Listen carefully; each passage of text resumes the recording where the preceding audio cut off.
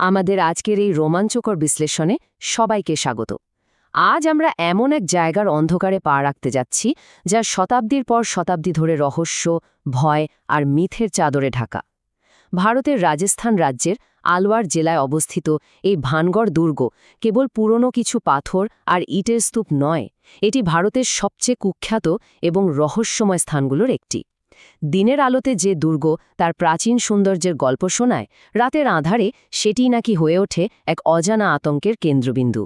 একটি জমজমাট শহর কিভাবে ইতিহাসের পাতা থেকে ছিটকে পড়ে লোককথার সবচেয়ে ভয়ঙ্কর অধ্যায়ে পরিণত হল, আজ আমরা সেটাই উদ্ঘাটন করব। আচ্ছা, চলুন একদম গভীরে প্রবেশ করি। ভাবুন তো, আর্কিওলজিক্যাল সার্ভে অফ ইন্ডিয়া বা এএসআই, যারা ভারতের হাজার হাজার ঐতিহাসিক স্থান রক্ষণাবেক্ষণ করে, তারা ভানগড় দুর্গের বাইরে অত্যন্ত কড়া একটা সতর্কবার্তা ঝুলিয়ে রেখেছে। সূর্যাস্তের পর এবং সূর্যোদয়ের আগে এই দুর্গে প্রবেশ সম্পূর্ণ বেআইনি। একটু অদ্ভুত লাগছে না? একটা সাধারণ ঐতিহাসিক ধ্বংসস্তূপের ক্ষেত্রে এমন কঠোর সরকারি নিষেধাজ্ঞা কিন্তু সচরাচর দেখা যায় না। তাহলে প্রশ্ন জাগতেই পারে, এই প্রাচীন দেয়ালগুলোর আড়ালে আসলে এমন কি লুকিয়ে আছে? এখানকার সবচেয়ে মজার বিষয় হল এর নাটকীয় বৈপরীত্য। দিনের বেলায় যদি ভানগড়ে যান, দেখবেন অসংখ্য পর্যটক ঘুরে বেড়াচ্ছেন, হাসি খুশি মনে ছবি তুলছেন, চারদিকে একদম উৎসব মুখর পরিবেশ। কিন্তু যেই সূর্য অস্ত যায়, পুরো চিত্রটা ম্যাজিকের মতো পাল্টে যায়। পর্যটকদের দ্রুত বের করে দেওয়া হয়, মূল ফটকে বড়সড় তালা ঝুলিয়ে দেওয়া হয়, আর পুরো এলাকা ঢেকে যায় এক হাড়হিম করা পিনপতন নীরবতায়। দিনের আলোর ওই কোলাহল রাতের বেলায় পরিণত হয় এক নিষিদ্ধ এবং ভীতিকর শূন্যতায়। তো চলুন আমাদের প্রথম পর্বে দেখিনি সমৃদ্ধি থেকে ধ্বংসস্তূপ ভানগড়ের ১৬০০ শতকের উৎপত্তি। এর বর্তমান এই ভয়ঙ্কর রূপটি বোঝার আগে আমাদের একটু অতীতে ফিরে তাকাতে হবে, জানতে হবে অভিশপ্ত হওয়ার আগে ভানগড় আসলে কেমন ছিল। ১৬০০ শতকের দিকে তাকালে দেখা যায় রাজপুত শাসক মাধব সিং অত্যন্ত জাঁকজমকের সাথে এই দুর্গটি নির্মাণ করেছিলেন। রাজস্থানের আরাবল্লী পাহাড়ের অপূর্ব প্রাকৃতিক সৌন্দর্যের পাদদেশে গড়ে ওঠা ভানগড় কিন্তু কোনো সাধারণ দুর্গ ছিল না। এটি ছিল রীতিমতো একটা সমৃদ্ধ আর প্রাণবন্ত শহর। সেখানে ছিল কোলাহলপূর্ণ বাজার, চমৎকার কারুকার্যমণ্ডিত সব মন্দির, বিলাসবহুল প্রাসাদ আর হাজার হাজার মানুষের নিরাপদ বসতি। ব্যবসা বাণিজ্যের জন্য শহরটি খুব দ্রুতই জনপ্রিয়তা পেয়েছিল। কিন্তু আসল ব্যাপারটা হল, এত সমৃদ্ধি আর জাঁকজমক থাকা সত্ত্বেও ভানগড়ের এই স্বর্ণযুগ খুব বেশিদিন টেকেনি। খুব অল্প সময়ের মধ্যেই রহস্যজনকভাবে এই প্রাণবন্ত শহরটি একদম পরিত্যক্ত হয়ে যায় আর ধীরে ধীরে পরিণত হয় এক বিশাল ধ্বংসস্তূপে। একটি শহরের এমন আকস্মিক পতন স্বাভাবিকভাবেই মানুষের মনে নানা প্রশ্নের জন্ম দেয়, আর সেই শূন্যতা থেকেই জন্ম নিতে শুরু করে অতিপ্রাকৃত সব কাহিনী, যা শতাব্দীর পর শতাব্দী ধরে টিকে আছে। এবার আসি দ্বিতীয় পর্বে, সাধুর অভিশাপ আর একটা মারাত্মক ছায়া। ভানগড়ের এই পতনের পেছনে স্থানীয়ভাবে বেশ কয়েকটা লোককথা প্রচলিত আছে। এর মধ্যে সবচেয়ে প্রাচীন গল্পটা আবর্তিত হয়েছে এক রহস্যময় সাধুকে ঘিরে, আর এই গল্পটা দারুণভাবে প্রমাণ করে যে কিভাবে একটা ছোট্ট ভুল বিশাল সাম্রাজ্যের পতন ডেকে আনতে পারে। স্থানীয় কিংবদন্তি বলছে, দুর্গের পাশেই বালুনাথ নামে এক অত্যন্ত ক্ষমতাবান সাধু বাস করতেন।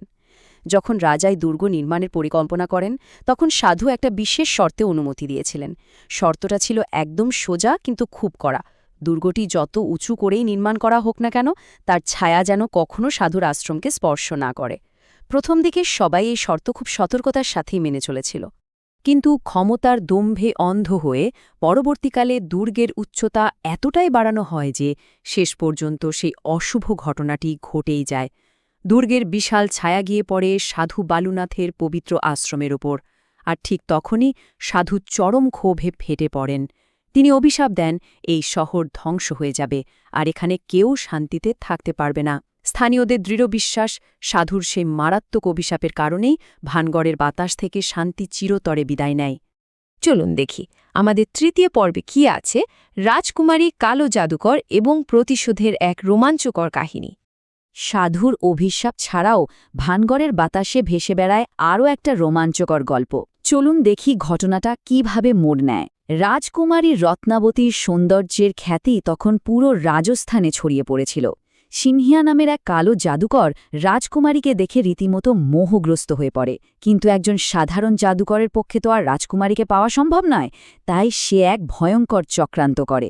বাজার থেকে রাজকুমারীর জন্য কেনা সুগন্ধি তেলের ওপর সে কালো জাদু প্রয়োগ করে। উদ্দেশ্য, ওই তেল স্পর্শ করলেই রাজকুমারী তার প্রেমে পাগল হয়ে যাবেন। কিন্তু রাজকুমারীর রত্নাবতী কোনোভাবেই চক্রান্ত ধরে ফেলেন। তিনি তেলের বোতলটি সজোরে ছুঁড়ে মারেন একটি বিশালাকার পাথরের ওপর, আর জাদুর প্রভাবে সেই বিশাল পাথরটি জাদুকর সিংহের দিকে গড়িয়ে আসতে শুরু করে এবং শেষ পর্যন্ত তাকে পিষে মারে। বিশাল পাথরের নিচে পিষ্ট হয়ে মৃত্যুর ঠিক আগ মুহূর্তে কালো জাদুকর সিংহিয়া তার শেষ শক্তিটুকু দিয়ে পুরো ভানগড়কে অভিশাপ দিয়ে যায়। সে বলে এই শহর খুব শীঘ্রই সম্পূর্ণ ধ্বংস হয়ে যাবে এবং এখানে কেউ কখনো বেঁচে থাকতে পারবে না। আশ্চর্যের ব্যাপার হলো, এই ঘটনার কিছুদিন পরই ভানগড়ে এক ভয়াবহ যুদ্ধ হয়। সেই যুদ্ধে রাজকুমারী রত্নাবতী সহ শহরের প্রায় সকলেই নিহত হন, আর পুরো শহর চিরতরে জনশূন্য হয়ে পড়ে। জাদুকরের শেষ অভিশাপ যেন অক্ষরে অক্ষরে ফলে গিয়েছিল। এবার আমাদের চতুর্থ পর্ব, অন্ধকারের রহস্য, আধুনিক যুগের অভিজ্ঞতা আর সে সরকারি নিষেধাজ্ঞা। প্রাচীন সেই অভিশাপগুলো কিন্তু কেবল ইতিহাসের পাতাতেই সীমাবদ্ধ থাকেনি। আধুনিক যুগেও ভানগড় দুর্গকে ঘিরে তৈরি হয়েছে অসংখ্য রোমহর্ষক দাবি। যারা দিনের বেলা দুর্গের গভীর অন্ধকারে বা সন্ধ্যার পর আশেপাশের এলাকায় থাকার সাহস করেছেন, তারা অদ্ভুত সব অভিজ্ঞতার কথা জানিয়েছেন।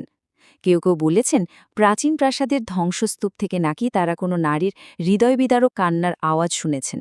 কেউ শুনেছেন বাতাসের সাথে ভেসে আসা রহস্যময় ফিসফিস শব্দ।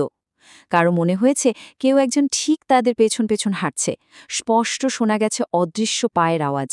এমনকি রাজস্থানের তীব্র গরমের মাঝেও দুর্গের নির্দিষ্ট কিছু জায়গায় আচমকা হাড় কাঁপানো ঠান্ডা অনুভব করার দাবিও করেছেন অনেকে। দেখুন, এগুলো সম্পূর্ণ মানুষের ব্যক্তিগত অভিজ্ঞতা এবং স্থানীয় বিশ্বাস, কিন্তু এগুলোই ভানগড়ের রহস্যকে আরও ঘনীভূত করেছে। এখন এখানকার সবচেয়ে চিত্তাকর্ষক বিষয়টি হল সরকারি ভাষ্য এবং স্থানীয় বিশ্বাসের মধ্যকার আকাশ পাতাল পার্থক্য। সরকারি কর্তৃপক্ষ বা এএসআই বলছে, রাতে প্রবেশ নিষিদ্ধ করার মূল কারণ হল পর্যটকদের নিরাপত্তা। দুর্গের ভেতরে আলোর কোনো ব্যবস্থা নেই, কাঠামোটি ভাঙাচোরা, আর আশেপাশে বন্যপ্রাণীর আনাগোনা আছে। একদম যুক্তিসঙ্গত আর বাস্তবসম্মত কারণ, তাই না? কিন্তু অন্যদিকে স্থানীয় মানুষ এবং অতিপ্রাকৃত ঘটনায় বিশ্বাসীদের দৃঢ় দাবি হল, রাতের অন্ধকারে এই দুর্গে জেগে ওঠে শত শত বছর আগের অতৃপ্ত আত্মারা।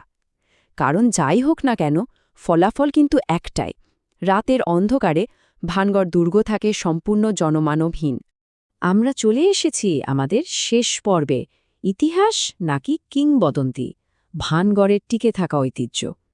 শত শত বছর পার হয়ে গেলেও ভানগড় দুর্গ আজও সমহিমায় দাঁড়িয়ে আছে, সত্য এবং কল্পনার এক অদ্ভুত সংমিশ্রণ হিসেবে। এটি শুধু পাথর আর ইটের কাঠামো নয়, এটি মানুষের বিশ্বাস, ভয় এবং কৌতূহলের এক নীরব সাক্ষী। ভানগড় দুর্গের এই কাহিনী আমাদের অজানা ভয় আর মনস্তত্ত্বের এক চমৎকার রূপরেখা দেখায়। এখন আপনাদের কি মনে হয়, এটি কি কেবল এই ১৬ শতকের একটি পরিত্যক্ত দুর্গ, যার পতন হয়েছিল কোনো প্রাকৃতিক দুর্যোগ বা যুদ্ধে?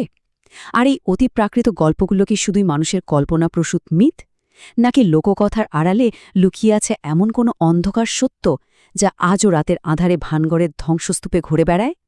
এই রহস্যময় প্রশ্নের উত্তরটা হয়তো ওই পুরনো দেয়ালগুলোই সবচেয়ে ভালো জানে। আজকের এই বিশ্লেষণ এখানেই শেষ করছি। এমন আরও অনেক অজানা তথ্য নিয়ে আবারও কথা হবে।